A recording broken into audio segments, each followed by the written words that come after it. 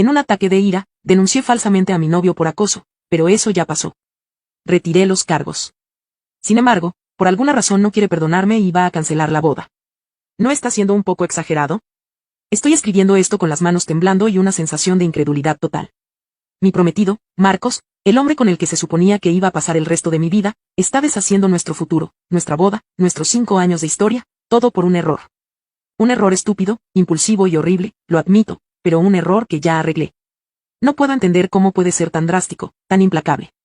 Para que entiendan por qué su reacción es tan exagerada, necesitan comprender nuestra relación. Marcos y yo siempre hemos sido fuego y gasolina. Nuestra conexión es increíblemente apasionada. Cuando estamos bien, el mundo entero parece tecnicolor. Somos esa pareja que se ríe demasiado fuerte, que se besa en público, que vive su amor con una intensidad que a veces asusta a nuestros amigos más tranquilos. Pero esa misma pasión que alimenta nuestro amor también alimenta nuestras peleas. Siempre hemos discutido a lo grande, gritos, portazos, palabras dramáticas. Yo, lo admito, tengo un temperamento fuerte. Cuando me enfado, veo rojo. Digo cosas que no siento, hago cosas de las que luego me arrepiento. Pero Marcos siempre lo ha sabido. Siempre ha entendido que mis explosiones son solo eso, explosiones, tormentas que pasan tan rápido como llegan. Y después siempre venía la reconciliación, igual de intensa y apasionada. Era nuestro ciclo, nuestro baile. Él era la calma que anclaba mi tormenta. Nos comprometimos hace un año. Fue un paso natural. Ambos sabíamos que, a pesar de nuestro drama, éramos el uno para el otro. Estábamos planeando una gran boda para dentro de 3 meses. El vestido estaba comprado, el lugar reservado, las invitaciones enviadas. Estábamos en la recta final. La semana pasada tuvimos la madre de todas las peleas. Empezó por una tontería. Él había quedado con sus amigos para ver un partido y yo sentía que no me estaba prestando suficiente atención en medio del estrés de la boda. La discusión escaló. Gritos, acusaciones. Yo le dije que era un egoísta. Él me dijo que yo era una dramática. En un momento, harto de los gritos, tomó las llaves de su coche y dijo, necesito aire. Me voy a dar una vuelta. Y salió por la puerta. Normalmente, ese era el punto en el que yo me quedaba en casa, furiosa, esperando a que volviera para la fase de reconciliación. Pero esa noche algo en mí se rompió. Su calma, su capacidad para simplemente irse en medio de mi tormenta emocional, me pareció el acto de abandono definitivo. Me sentí impotente, ignorada, y mi ira, al no tener dónde ir, se transformó en algo mucho más oscuro y destructivo. Quería herirlo. Quería que sintiera una fracción del pánico y la impotencia que yo sentía. Y en ese estado de locura temporal tuve la peor idea de mi vida. Mientras escuchaba el motor del coche de Marcos alejarse, me quedé de pie en medio de la sala, temblando de una rabia que no sabía cómo procesar. Me sentí completamente abandonada. ¿Cómo se atrevía a irse? A dejarme sola con toda esa furia.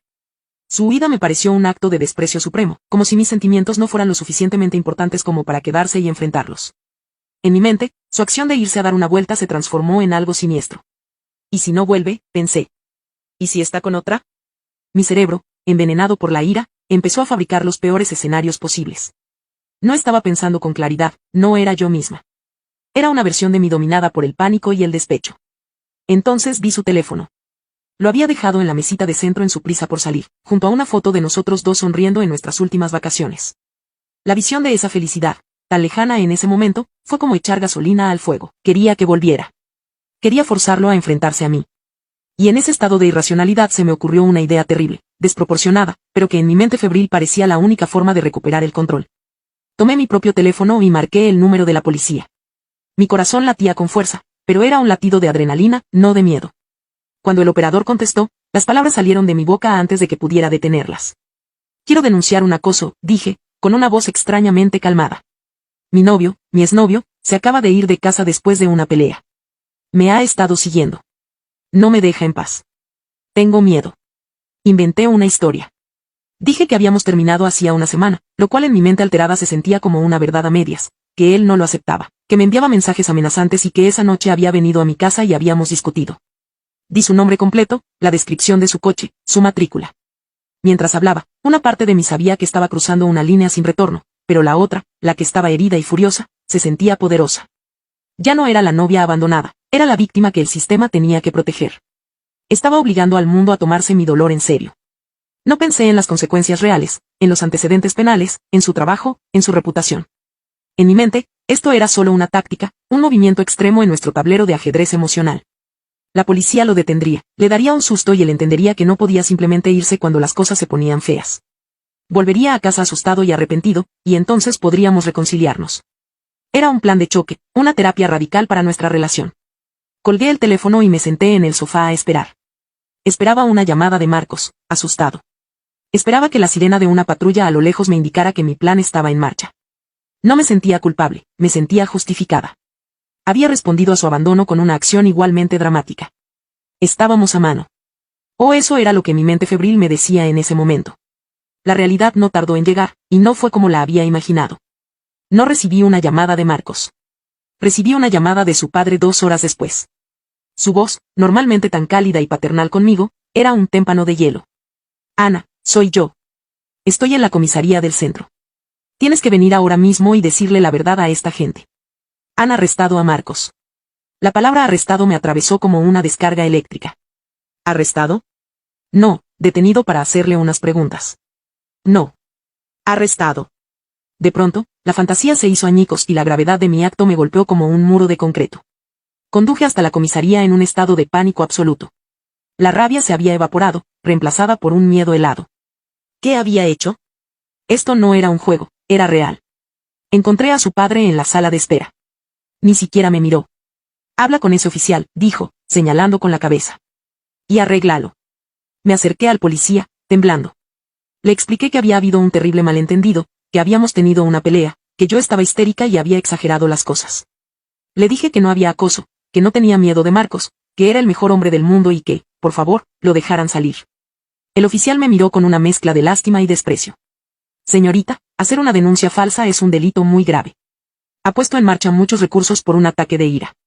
Vamos a necesitar que haga una declaración formal retractándose de todo. Pasé la siguiente hora en una pequeña habitación, contando la humillante verdad a un detective que me miraba como si fuera escoria. Finalmente, después de un papeleo interminable, dejaron salir a Marcos. Cuando salió, no parecía el mismo hombre que se había ido de casa unas horas antes. Estaba pálido, con la ropa arrugada, pero lo peor era su mirada. Cuando sus ojos se encontraron con los míos, no había rabia ni dolor. No había nada. Era una mirada vacía, la de un extraño, como si estuviera mirando a través de mí. Marcos, empecé, con las lágrimas corriendo por mi cara. Lo siento tanto. No estaba pensando, me puse como loca. Fue un error horrible. Él no dijo nada. Simplemente me miró con esa expresión vacía. Su padre se acercó, le puso una mano en el hombro y se lo llevó. Lo vi alejarse por el pasillo sin mirar atrás ni una sola vez. A la mañana siguiente volví al apartamento, esperando encontrarlo allí, esperando la pelea, los gritos, la tormenta que precedería a la calma. Pero la casa estaba en silencio. Fui de nuevo a la comisaría, sola, y levanté formalmente los cargos, firmando una declaración jurada en la que afirmaba que mi denuncia original había sido falsa. Sentí una oleada de alivio. Ya está, pensé. Lo he arreglado. El error está borrado. Ahora podemos empezar a sanar. Le envié un mensaje de texto a Marcos. Ya está todo arreglado. He levantado los cargos. Fue una locura, lo sé. Por favor, vuelve a casa para que podamos hablar. Te quiero. Estaba segura de que, ahora que el malentendido legal estaba resuelto, podríamos volver a nuestro ciclo, a nuestra normalidad. No entendía que yo no solo había roto una regla de nuestra relación, sino que había detonado una bomba nuclear en el centro de su vida y aún así esperaba que él volviera a casa a barrer las cenizas conmigo. Marcos no respondió a mi mensaje, ni al siguiente, ni a las 10 llamadas que le hice ese día. Su silencio era un castigo peor que cualquier grito. 2 días después volvió al apartamento, pero no para quedarse. Llegó con su mejor amigo y empezaron a meter sus cosas en cajas. Lo seguí por la casa como una sombra, suplicando, llorando, intentando hacerlo entrar en razón. Marcos, por favor, háblame, le decía. Sé que fue horrible, sé que fue lo peor que he hecho en mi vida, pero ya lo arreglé. Los cargos están retirados legalmente. No pasó nada. Podemos olvidarlo y seguir adelante. Él seguía empacando con una calma metódica que me estaba volviendo loca. No me miraba. Era como si yo fuera un ruido de fondo molesto. ¿Olvidarlo? Dijo finalmente, sin detenerse. Su voz era plana. ¿Crees que puedo olvidar que pasé 3 horas en una celda? ¿Que me tomaron las huellas dactilares y me hicieron una foto policial? ¿Que tuve que llamar a mi padre para que me sacara de la cárcel? Porque mi prometida me denunció falsamente, pero fue un error fruto de la ira. Insistí. No era yo. ¿Sabes cómo me pongo? Siempre lo has entendido. Esta vez se me fue de las manos, pero ya está solucionado. Él se detuvo y, por primera vez, se giró para mirarme. La mirada vacía de la comisaría había sido reemplazada por algo distinto, un dolor profundo, pero también una resolución inquebrantable. Ese es el problema, Ana. Sigues pensando que esto es como nuestras otras peleas, que se arregla con una disculpa y una reconciliación apasionada. Esto no es una pelea, no es drama. Es otra cosa. Hizo un gesto hacia las cajas. Nuestras discusiones, los portazos, tus explosiones, siempre pensé que eran solo ruido, parte de tu pasión. Pero ahora me doy cuenta de que no. Son una advertencia. Una advertencia de lo que eres capaz de hacer cuando pierdes el control. Y ahora sé hasta dónde puedes llegar. Y no, esto no volverá a pasar. Lloré. He aprendido la lección. Me alegro por ti, dijo, sin sarcasmo, solo con una tristeza infinita. Pero yo no puedo arriesgarme. No puedo vivir con miedo a cuál será tu próxima explosión. ¿Qué será lo siguiente, Ana? ¿Llamar a mi trabajo para decir que soy un ladrón? ¿Contarle a mi familia una mentira horrible sobre mí? Has demostrado que no hay límites cuando te sientes herida, y yo no puedo vivir en un campo minado. Tomó su teléfono y empezó a hacer una llamada. Voy a llamar al lugar de la boda para cancelarla, dijo como si hablara del clima. El pánico se apoderó de mí. ¿Cancelar la boda? No, Marcos, no puedes hacer eso. Fue un error horrible. Pero te quiero, y sé que tú me quieres. Colgó el teléfono y me miró. Sí, te quiero. Y esa es la parte más jodida de todo esto. Pero a veces el amor no es suficiente. A veces tienes que alejarte de la persona que amas para salvarte a ti mismo. Y yo necesito salvarme de ti. No había nada que pudiera decir. Él no estaba reaccionando a la pelea, sino a la revelación de quién soy en mi peor momento, y había decidido que no podía vivir con esa persona.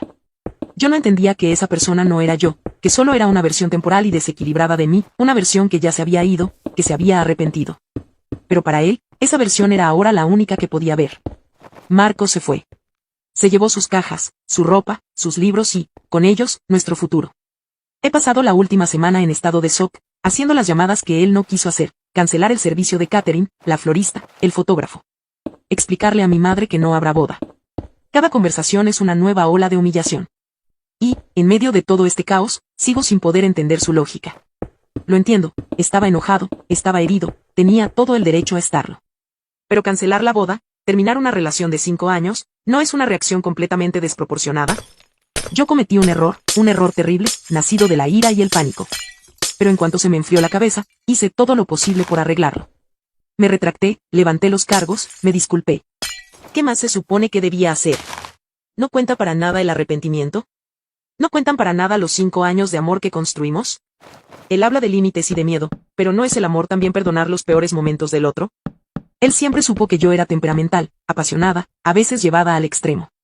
Era parte de lo que amaba de mí, y ahora usa esa misma cualidad en mi contra como si fuera una enfermedad incurable. Me siento increíblemente traicionada. Me ha juzgado y sentenciado por mi peor momento, ignorando todos los buenos. Tomó una acción que duró 5 minutos de locura y la convirtió en la definición completa de quién soy. Y sí, lo que hice fue grave, pero ya quedó en el pasado. Los cargos están retirados. Legalmente, el problema ha desaparecido. Lo único que queda es su rencor, su negativa a perdonar. Él está eligiendo activamente mantener vivo este error, usarlo como excusa para destruirnos. ¿No está siendo un poco exagerado? La gente comete errores. La gente dice y hace cosas horribles en momentos de ira. El verdadero carácter de una persona, y de una relación, se demuestra en la capacidad de superar esas cosas. Y él ha demostrado que no la tiene. Su amor por mí era más débil que su miedo. Así que aquí estoy, sola, sin prometido, sin boda, con la reputación por los suelos, todo porque en un momento de debilidad cometí un error que ya arreglé. Él prefiere aferrarse al recuerdo de esa noche antes que a los 5 años de amor que le di. Y esa, para mí, es la verdadera tragedia. Actualización. Recibí una carta certificada. No era de Marcos, era de un abogado. Pensé que sería sobre la división de nuestros bienes del apartamento, pero no. Marcos me está demandando. Me está demandando civilmente por difamación y por los daños emocionales y legales derivados de mi denuncia falsa. La carta detallaba, con una frialdad legalista, como su arresto, aunque breve, lo obligó a informar a su empleador, una empresa de seguridad con estrictos controles de antecedentes, lo que lo puso en un periodo de prueba y dañó su reputación.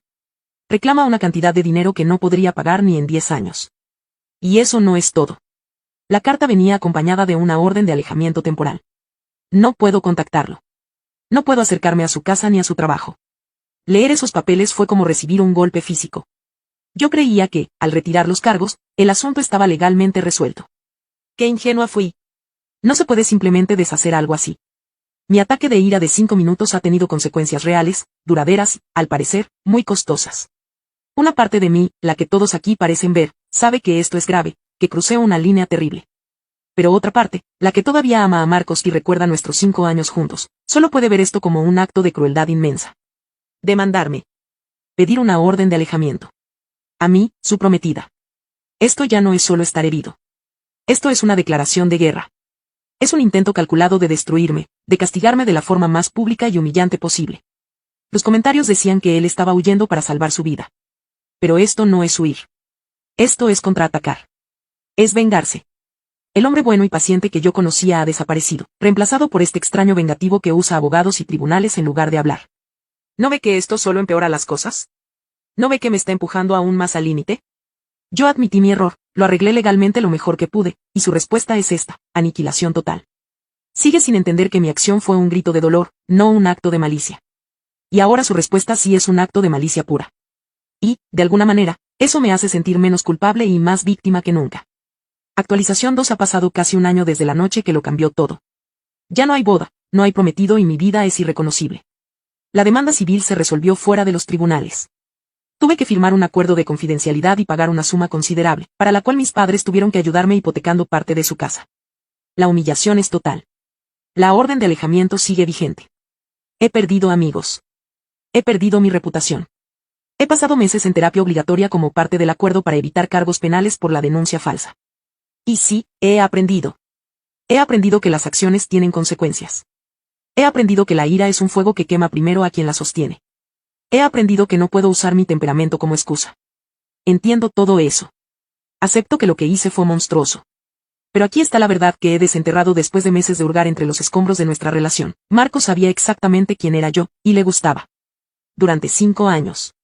Mi pasión, mi fuego, mi drama fueron lo que mantuvo viva la relación. Él no era la calma para mi tormenta. Él era quien disfrutaba viendo el espectáculo desde una distancia segura. Le encantaba ser el hombre bueno y paciente que manejaba a la chica salvaje. Eso le daba un sentido de superioridad moral, de control. Mis explosiones eran el condimento de su vida predecible. La noche de la denuncia no me asusté a mí misma, lo asusté a él. Porque, por primera vez, la tormenta no se quedó dentro de las paredes de nuestra casa. Salpicó al mundo real. Amenazó su imagen pública, su trabajo, su reputación de hombre perfecto. Marcos no me dejó porque yo fuera peligrosa para él. Me dejó porque me convertí en peligrosa para su imagen. Mientras mi locura fue privada, era excitante. Cuando se volvió pública, se convirtió en una carga. Su reacción legal, la demanda, la orden de alejamiento, no fue un acto de autoprotección, fue un acto de relaciones públicas. Fue su forma de distanciarse de mí, de presentarse ante el mundo como la víctima clara e inequívoca, borrando cualquier rastro de la dinámica que él mismo había fomentado durante años. Fue control de daños. Así que sí, yo apreté el gatillo, pero él fue quien me entregó la pistola cargada y me dijo durante 5 años que le gustaba lo peligrosa que parecía. Ya no intento justificar mi acción. Fue imperdonable. Pero he dejado de verlo como la víctima inocente. Éramos 2 personas tóxicas bailando un tango disfuncional, y yo simplemente di un pisotón demasiado fuerte. Él no era mejor que yo. Solo fue más inteligente a la hora de gestionar las consecuencias. Y esa es la única lección que realmente importa al final.